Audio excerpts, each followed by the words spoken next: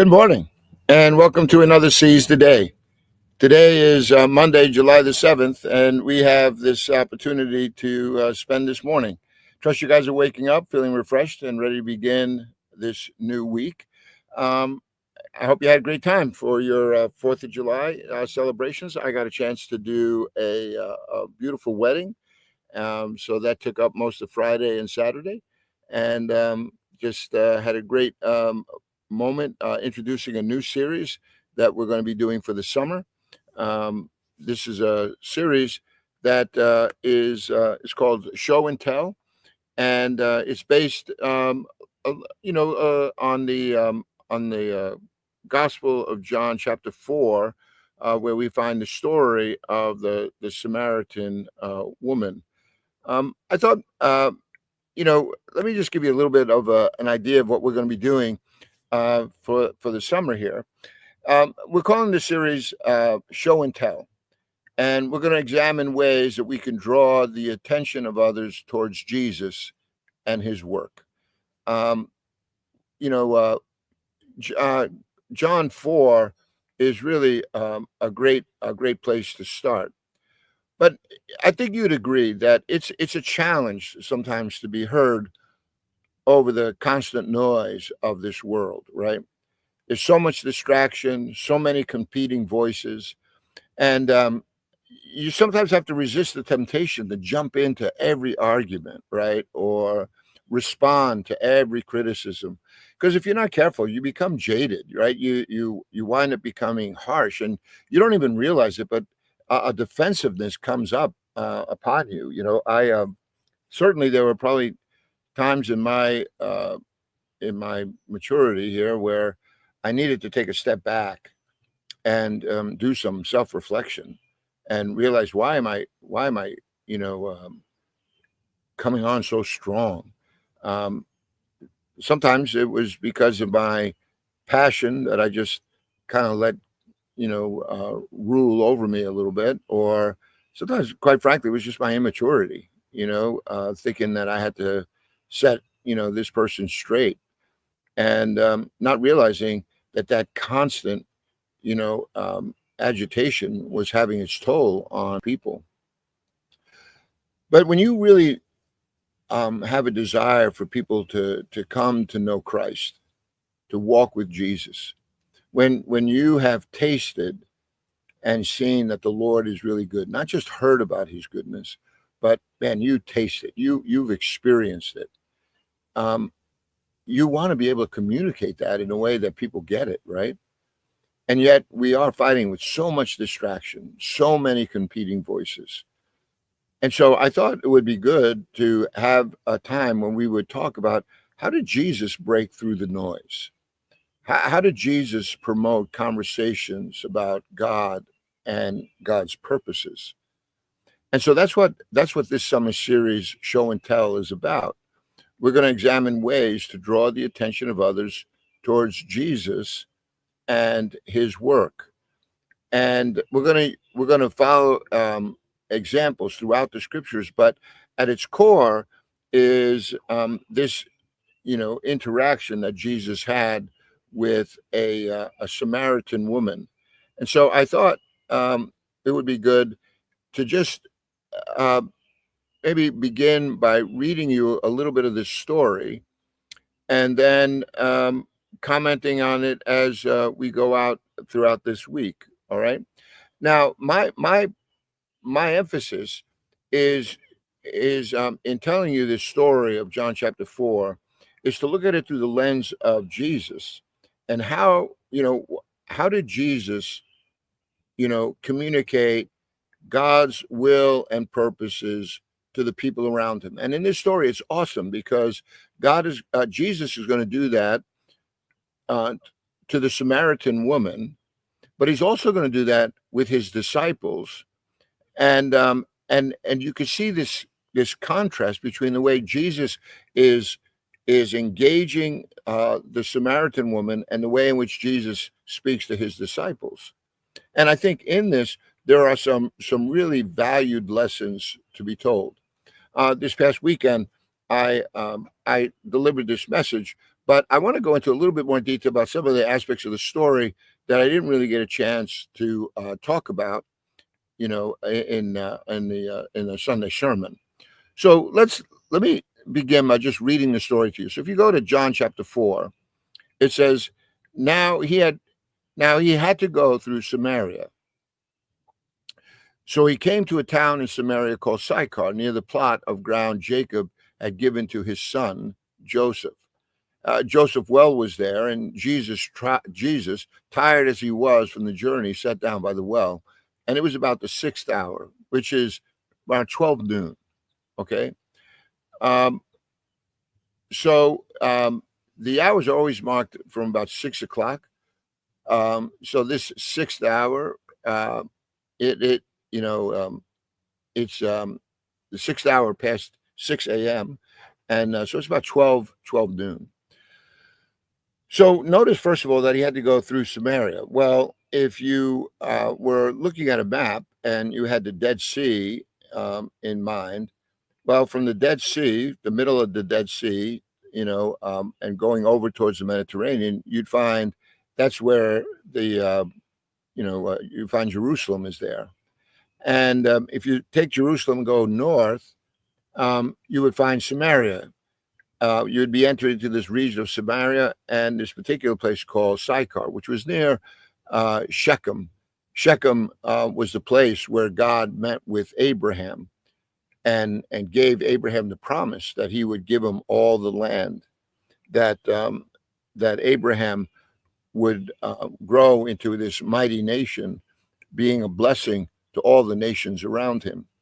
It was there also that Jacob would buy this plot of ground and live there, and also it was a place where Jacob's son, as you see here, had given this plot of land to his son Joseph, and Joseph's bones were actually buried here. So there's a lot of history. Also, you realize that Jacob built a well there. There was plenty of water in that area, but when Jacob brought his enlarging his flocks, right? They needed to have water of their own, and so he built this very deep well that is there to this day. And if you were to Google Jacob's well, you would find that there is a Greek Orthodox church that is built over this well, and people still go and they do tours there. So it's kind of interesting, and well worth just getting on Google and just checking out that historical site. But let's go back to the story here for a moment. So it says here that Jesus had to go through Samaria, which is true. Like if he was going to go on his way to Galilee, you're going to have to go north and you're going to cut through Samaria. But the interesting thing is that there were two possible routes from Judea to Galilee. The longer was through Gentile country on the east side of the Jordan, right? And the shorter was through Samaria. And even though there was a lot of animosity between the Jews and the Samaritans, they would take that route. Now, when you look at verse 4 here, it says that he had to go through Samaria, which gives you a little hint that maybe something else is going on in this story. Because he didn't have to, but there's something that maybe Jesus needed to do. And as we see, he chose this route.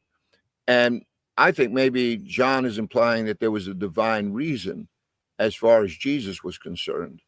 So, as I said, we're at around the noontime. And then notice what happens here in verse 7. It says, a Samaritan woman came to draw water. And Jesus says to her, will you give me a drink?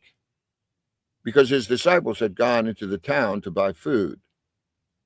So here's Jesus, tired from his journey, right? Sitting down at the well at the heat of the day. And while he's there, the disciples, they go into the town to buy food. And while Jesus is resting, a Samaritan woman comes and Jesus engages her.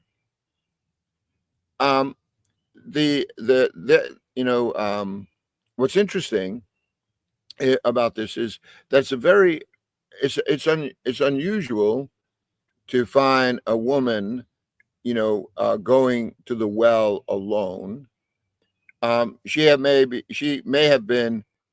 It begins to, just raise questions in your head. It's like you ever notice, um, you walk into a situation and there are certain things that just seem a little odd, a little out of place. You know, I remember one time my wife was she was home, and this is when we lived out in Oregon, and she walked outside one day just to collect the mail and things like that, and there was this toddler just walking on the sidewalk, and my wife like looked all around and was totally like, whoa, this shouldn't be happening.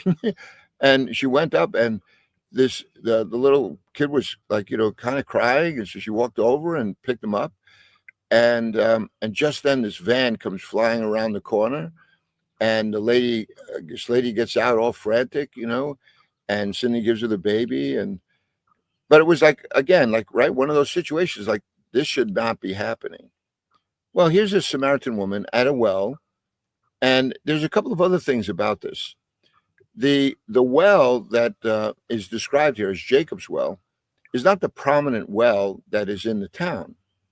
As I said, there's a lot of water holes in this town, but she has chosen to come to this one. Um, and and at a time of the day when people don't go out to get water, it's the hottest part of the day. So it would be unusual for her to do this. And because if you're going to get water for cooking, for cleaning, right, for drinking, you're going to come when it's not so hot. Remember the part of the country, that we're talking about here. It's desert, right? It's hot, and so she comes here, and Jesus is about to engage this woman. Have you ever been tired? That you just wanted to like chill. You didn't want anybody around you. You just wanted to, at a few moments to regroup. And here you find now Jesus is at this well, and this woman comes by, and and he asks her for a drink. So he's engaging her. But and notice the response here. The Samaritan woman says to him, "You're a Jew. I'm a Samaritan. How could you ask me for a drink?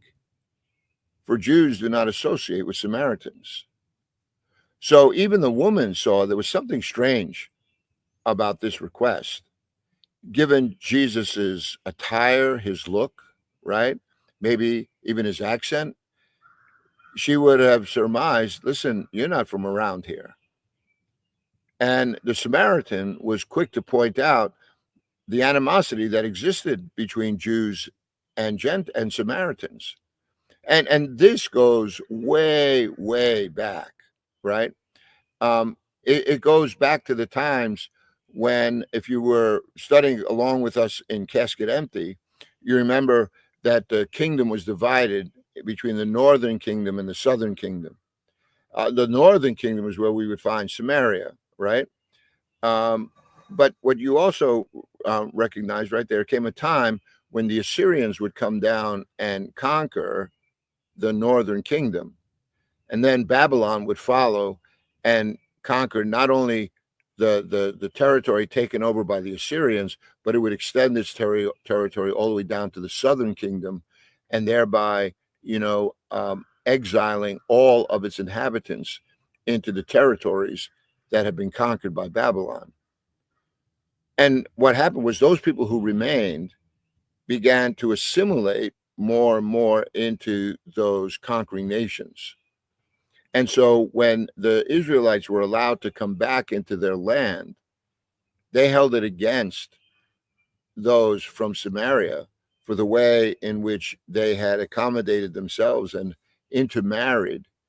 And when the people from Samaria learned that they were about to rebuild the temple, there was big pushback from the Jews saying, no, like you guys rejected everything about our God of Abraham and Isaac and Jacob, and now you want to come and build this temple with us? No, I don't think so. Um, and so there was this rift that then was deeply felt. And so that's why when you read this text, this has been going on for a long time.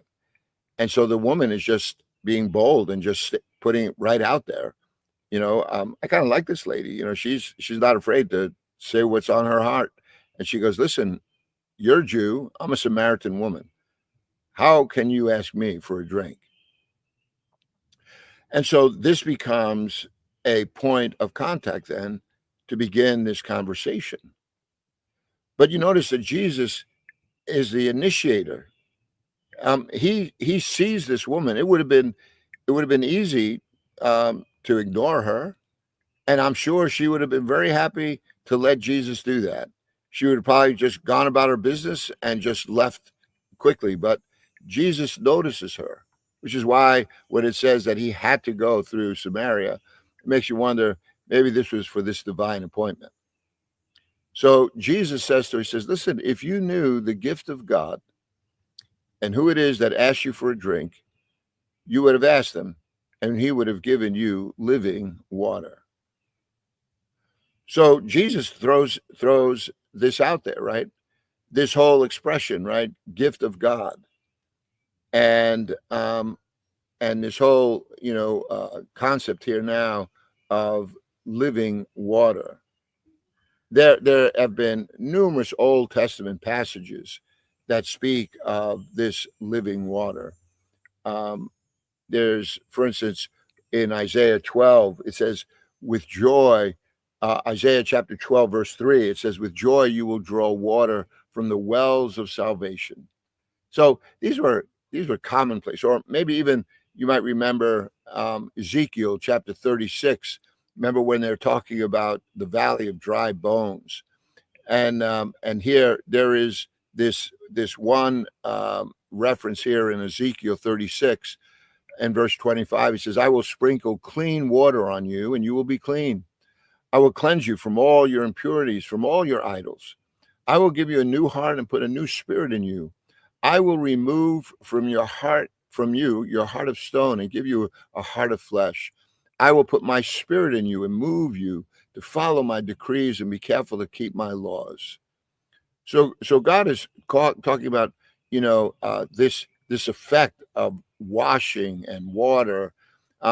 There's a really another great passage. If you would, you could turn to Jeremiah and chapter 2. Um, Jeremiah chapter 2, verse 13. And this is the criticism that Jeremiah is going to bring to Israel, who are about to be overrun by the Babylonians. All right, so this is going back into this history. Jeremiah in chapter 2, verse 13, you have rejected the spring of living water and have built cisterns, wells for yourselves, cisterns that are broken and cannot hold water. You catch that? It says that the nation of Israel had rejected the spring of living water. And in turn, they've built their own wells, seeking to satisfy their own thirst. But those wells, he says, are broken. They can't hold water. It's a great metaphor for how we reject God's will and God's ways. And the consequence of that is that we're always thirsty. We're always hungry. We don't feel that sense of satisfaction. Jesus says, "Come to me, and I will give you rest." Right? "Take my yoke upon you, learn of me, and you'll find rest for your souls." Right? So here, this idea of finding rest, drinking this living water from God, is not an unusual concept. But here's another little fact that you may not know: the Samaritans, as a people, they did not accept the rest of the Old Testament. They only accepted the first 5 books of the Old Testament, which is known as Torah, right? Or in Greek, the Pentateuch, the 5 books. Those were the books of Genesis, Exodus, Leviticus, Numbers, Deuteronomy. So we know our little history now, right?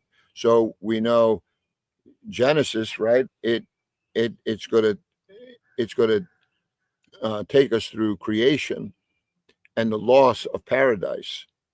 It'll take us through Abraham, who, like from chapter 12, we begin to see that Abraham becomes the father of what will be the nation of Israel, but they won't become a nation until when? Until Moses, which is all about Exodus. And God's going to give them a law, a covenant that they are going to abide by. And he's going to bring them together. He says, you are going to be my people. I will be your God. They are going to represent God now before the world. And he says, if you walk with me, he says, I will cause you to thrive. I will give you this land. But if you don't listen to me, then the judgment that I am about to bring on the inhabitants of this land, I will bring on to you. And now we know the history, right? We know that there were ups and downs in Israel's history, but for the most part, they proved themselves to be unfaithful, and they suffered the consequences of that. So when we have the whole Sinai experience then, but from that Sinai experience where Moses delivers them from the land of Egypt, all the other books about Joshua, Judges, the Kings, like all those books and all those prophets, that was not part of the sacred writings that the Samaritans held on to. So when Jesus talks to her about the gift of God and about this living water, there may have been some foreign concepts to her, but it appears for this woman that she knew enough about God that when she engages Jesus, she engages him, and she kind of like nibbles a little bit on what Jesus is introducing here, which I think, first of all, the fact that Jesus saw this woman and addressed her, that, my friends, is one way in which we're going to overcome the noise and the distractions of the world. If we want to get a hearing with people, we got to notice them. Our eyes have to be open to those who are around us. If we're not careful, we get so caught up in our own business that we're never really paying attention to the people that are around us. I shared with some on Church on Sunday. We are running a number of encounter weekends that are dealing with helping people to learn how to pray and to pray with a little bit more boldness. And so there's a woman that comes to our church now. Her name is Sarah. And Sarah took this course. And then when she left, she says, I felt so challenged and empowered and just ready to begin this new spiritual discipline. And so she's on her way home and she had to get gas. And so she pulls over at the gas station. And while she's pumping gas, she looks over and there is a car and a young girl is sitting in the car just completely, having a breakdown, just crying. And you could just see she was very upset. And so Sarah kind of looked and then kind of turned away a little bit. And she said that was like the Spirit of God just prompted her to say something. She just came from a prayer summit that was teaching us how to pray for people. And what she did is not dissimilar to what Jesus did here. She noticed this woman, and all she did was walk over and knock on the window and ask the lady if she was okay. And it could have turned around. The lady just said, get away. I don't want to talk to anybody, and just totally dismissed her. Which at that point, that's obviously a possibility, right? But this girl didn't do that. She rolled down the window and they began a conversation where this young girl just poured her heart out. And Sarah, who could identify with a lot of what this young girl was talking about, was able to speak into her life. And then before she left, she says, "Do you mind if I pray for you?" And the girl just said, "I've never had anybody do that for me. Thank you so much." And she was able to pray with her. Now, how is God going to use that conversation? How's God going to use that particular experience? I don't know. But think back on how God begins to get people's spiritual attention. Sometimes it's a line that somebody says that to them they don't even remember saying it, but to you, it hit you hard. I remember for me, it was somebody. I was in a Bible study one time. I was very new in my faith. I was asking a bunch of questions, and a guy just looked at me and says, "You have way too many questions. You should go to seminary." And he didn't really mean it like, "Hey, go to seminary." He was just like probably telling me to stop asking so many questions. But for me, how that hit me, I remember that thought didn't leave me. And I was like, "What is seminary?" 6 months later, I was enrolled in seminary. I left my job, and I'm working now, and I'm going to seminary. Yeah, yeah.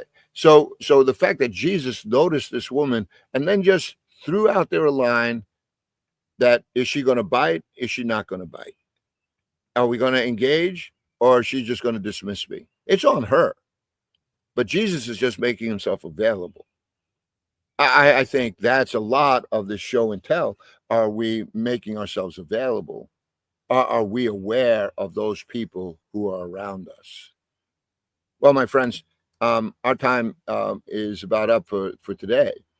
But we're going to come back to the story, and we're going to get a bunch of these lessons here that are going to help us to really, find a way to break through the noise of the world. Find ways that perhaps we can talk to people about Jesus, about his will and his purposes, about our faith, because this is what God wants us to do. He's telling us, "Hey, listen, you're the salt of the earth. You're the light of the world. Don't hide your light.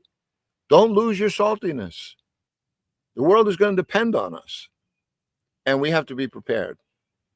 So we'll pick this up again tomorrow. Looking forward to it, Lord willing, if he gives us this opportunity. But pay attention to the people around you today. And just ask the Lord, "Lord, what would you have me to do?" And it could be a great adventure. So, my friends, thank you so much for joining me today. Seize the day, never forgetting that God is good all the time. And Lord willing, we'll spend some more time again tomorrow. God bless you, my friends.